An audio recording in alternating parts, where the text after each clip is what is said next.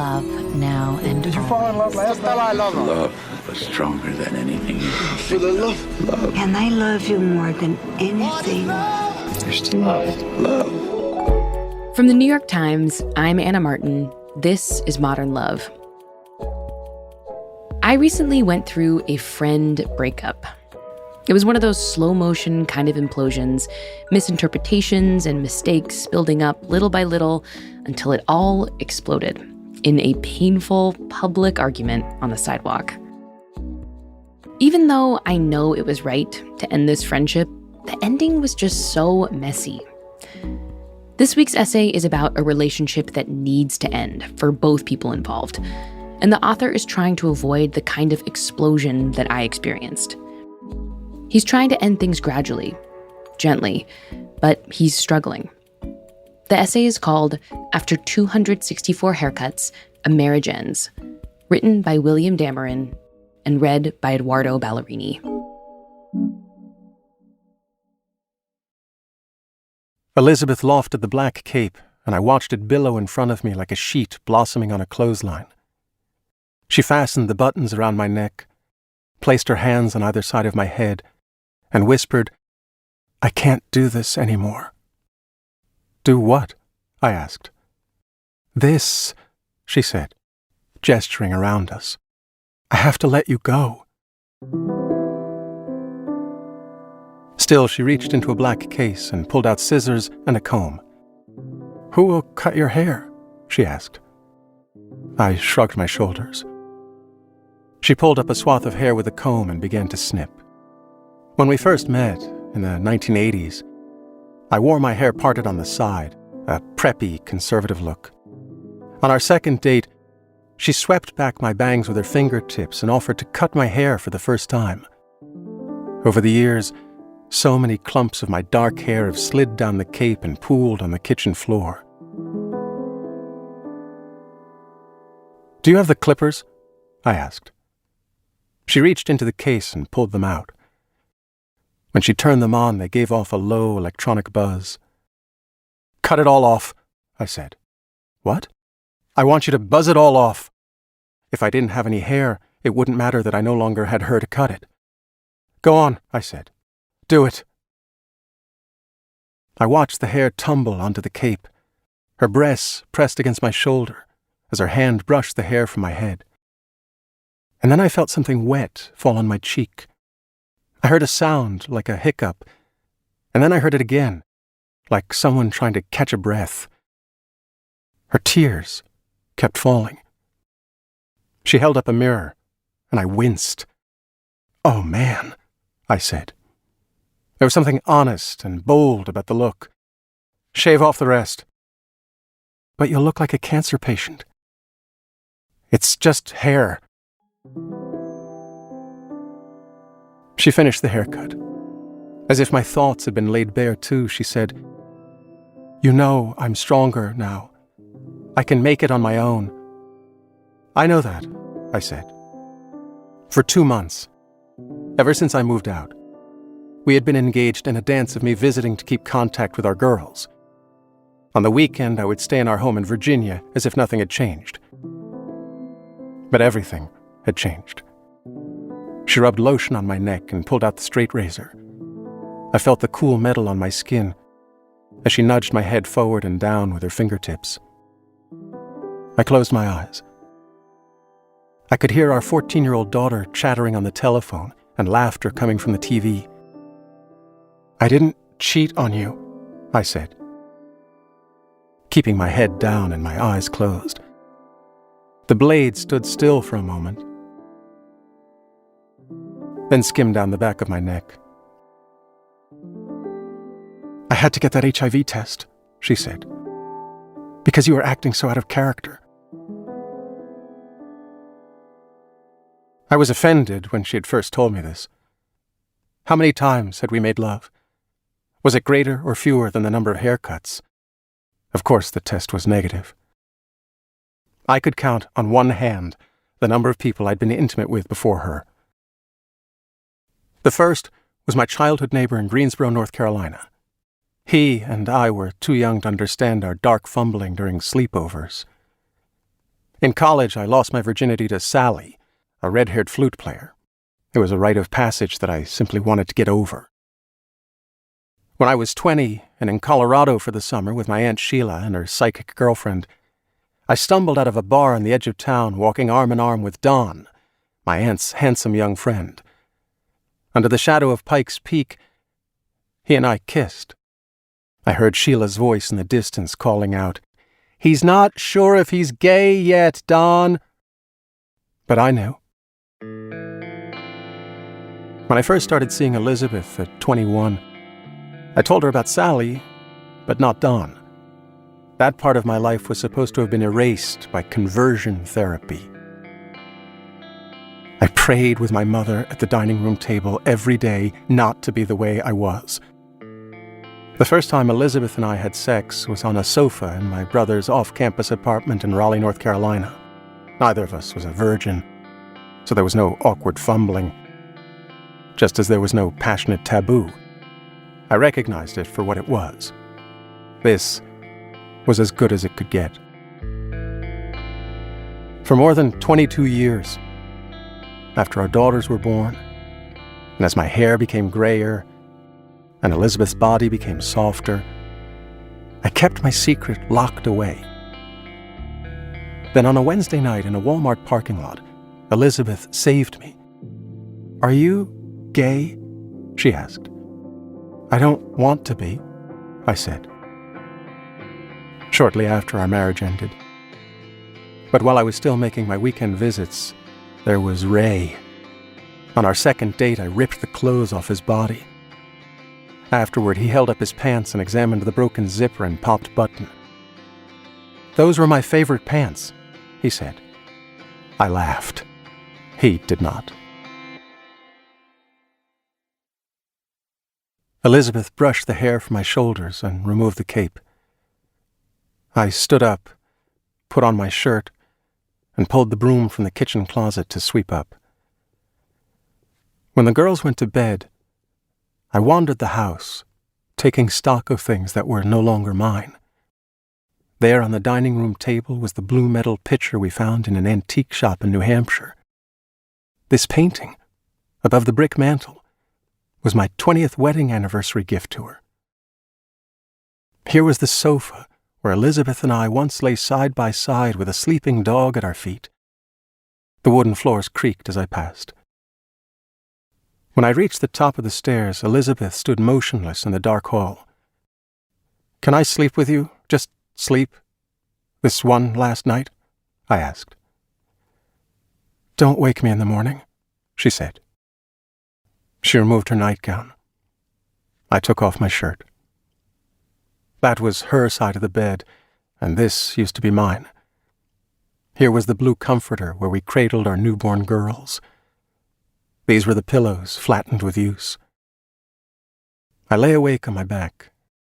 She rested her hand on my neck. I turned to my right side, and she to her left, as we twisted in our bittersweet ballet of goodbye.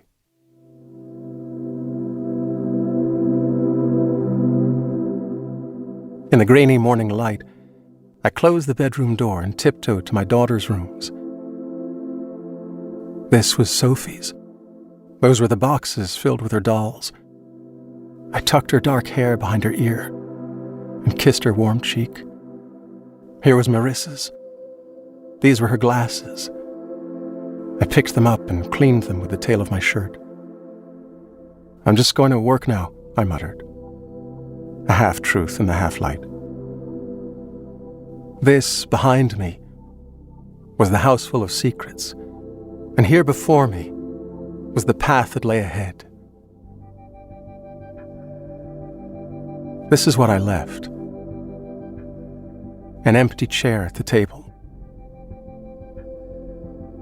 The scent of my skin on the sheets. An old painting. A sleeping dog. A blue pitcher.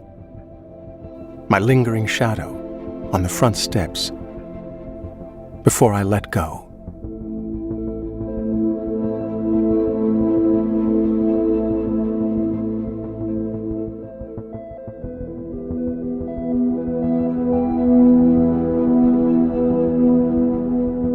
That final haircut happened 15 years ago. We'll find out what's happened since then with Bill's kids and his love life after the break.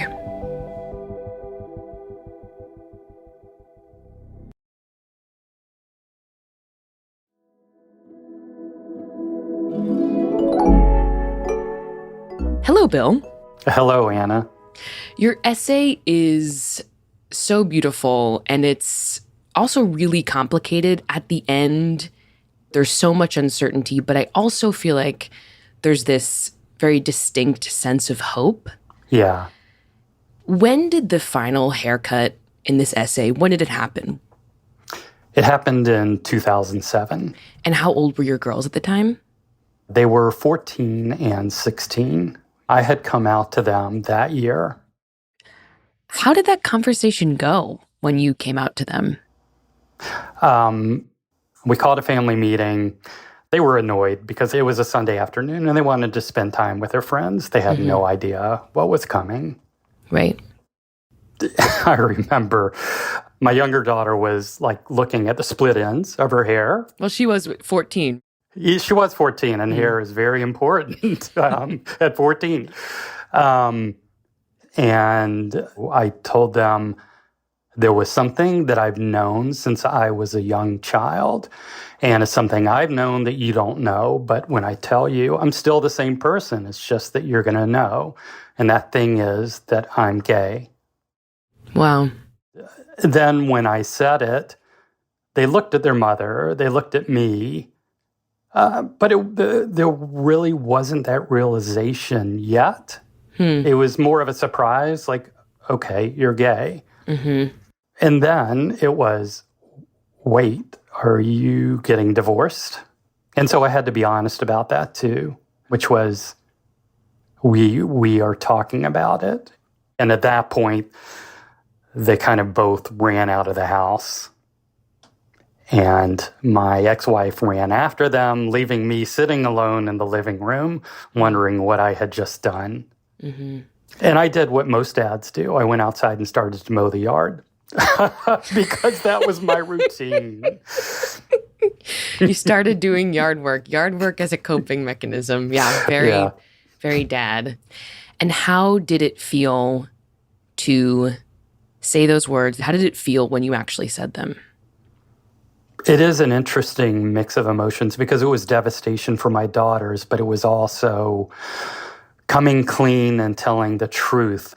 And telling the truth, as devastating and painful as it was, also meant that we could heal.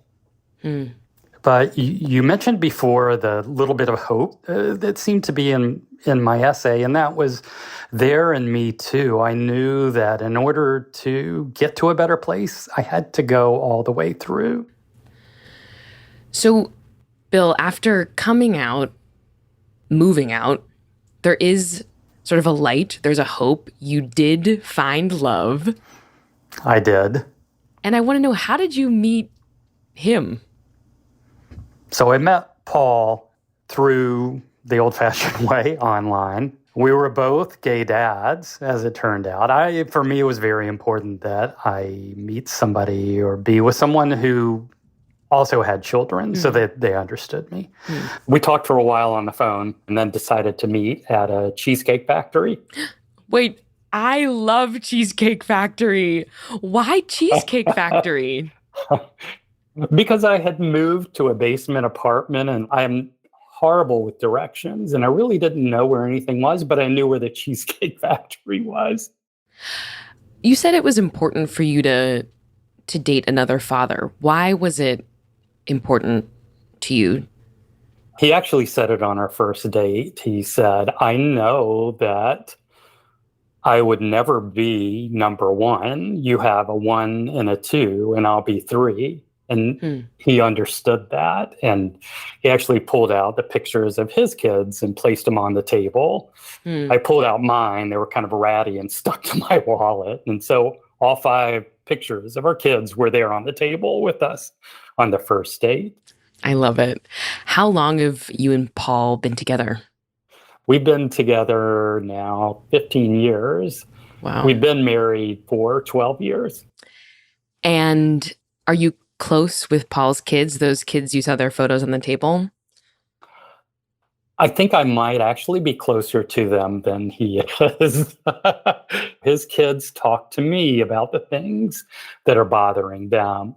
And most people mistake our daughters for actually being biological sisters because they act so much alike and they have relationships that are like sisters in the best possible way.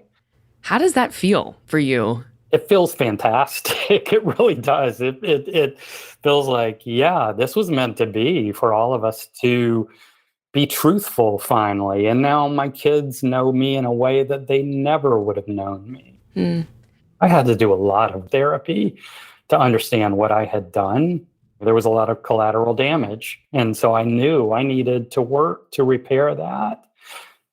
But it sort of came back together in a way that is even stronger and better than it could have ever been before. Bill, I think that that's a gorgeous place to end us. Thank you so much. Thank you, Anna.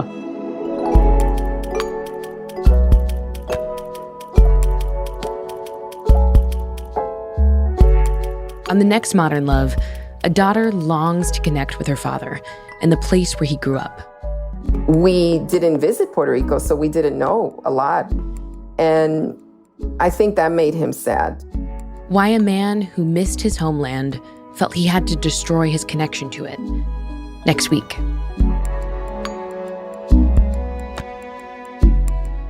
Modern Love is produced by Julia Botero, Hans Butow, Christina Josa, and Elissa Dudley. It's edited by Sarah Saracen. This episode was mixed by Dan Powell, who also created our Modern Love theme music. Original music by Dan Powell and Roman Nemisto. Digital production by Mahiba Chablani and Nel Galogli, and a special thanks to Anna Diamond at Autumn. The Modern Love column is edited by Daniel Jones. Mia Lee is the editor of Modern Love Projects. I'm Anna Martin. Thanks for listening.